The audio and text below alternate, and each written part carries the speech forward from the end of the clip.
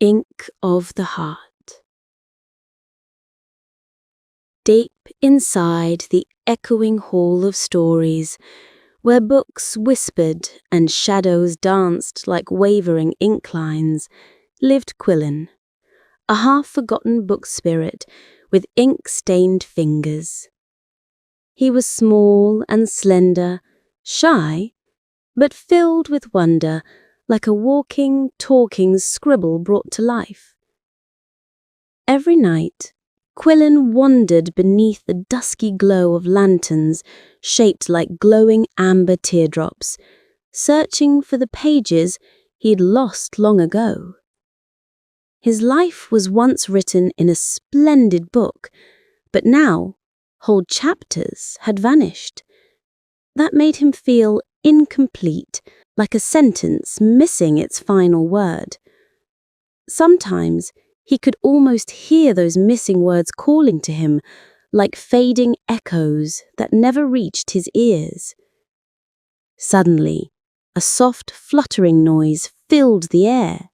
"Evening, Quillon," chirped a playful voice. It was Pipknot, a little paper moth with wings speckled like dusty parchment.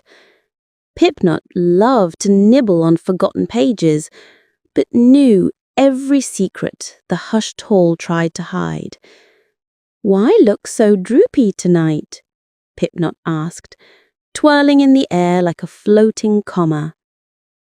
"I found a blank page in the middle of my story again," Quillon sighed, clutching his old leather-bound book to his chest. "It's supposed to show my greatest adventure, but it's nothing but emptiness." Pipknot clicked his tiny mandibles thoughtfully. "Have you tried using the quill feather again?" Quillon pulled a shimmering quill feather from behind his ear. It was soft and pearly, glowing faintly under the lanterns. "It only writes what the heart remembers, but what if my heart forgot?" The hall suddenly shuddered. A cold gust, the fray wind, swept through the stacks, scattering loose pages like snow in a storm. Quillon cried out as memories tore away from his book and spiraled into the dark. "Quick!" Pipknot buzzed. "The fray wind is hungry tonight." Together they rushed after the wayward sheets, fluttering and flopping through shadowy aisles. Quillon hopped over talking bookmarks who complained about always holding places for others, but never having stories of their own. He leapt over stacks of dusty atlases, all arguing about who had the biggest mountains. A soft, musty scent of forgotten stories filled the air. Each breath reminded Quillon of how much he missed the stories he once held close like family. Suddenly, Quillon spotted a page caught in a brass candle holder.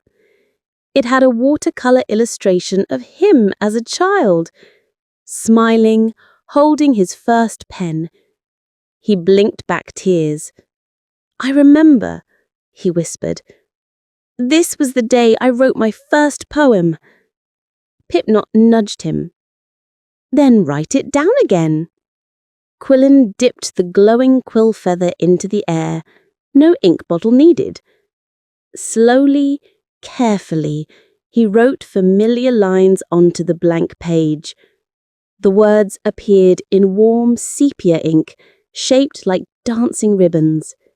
Each word felt like rediscovering a forgotten heartbeat. Little by little, the story in his book began to grow again. But the fray wind wasn't done. It howled through the balconies, trying to tear the story away a second time. "Stand tall, Quillon," Pipknot fluttered, shielding the pages with his wings.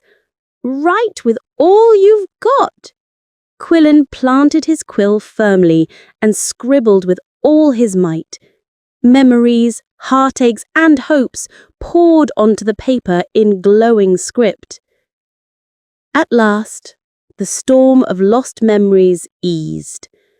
Loose pages settled gently onto stone floors like sleepy petals. Quillon's book was thicker now, fuller, its pages whispering with soft pride. The ache of feeling incomplete had faded, replaced by a glowing joy. Pipknot grinned, leaving a tiny nibble mark on the corner of Quillon's book. What's missing can always be made new, right? Quillon hugged the book close, with a bit of courage and imagination. As the night melted into dawn, candlelight flickered into soft gold. Quillon sat beside Pipknot, both watching as a final line appeared in gentle ink across the last page.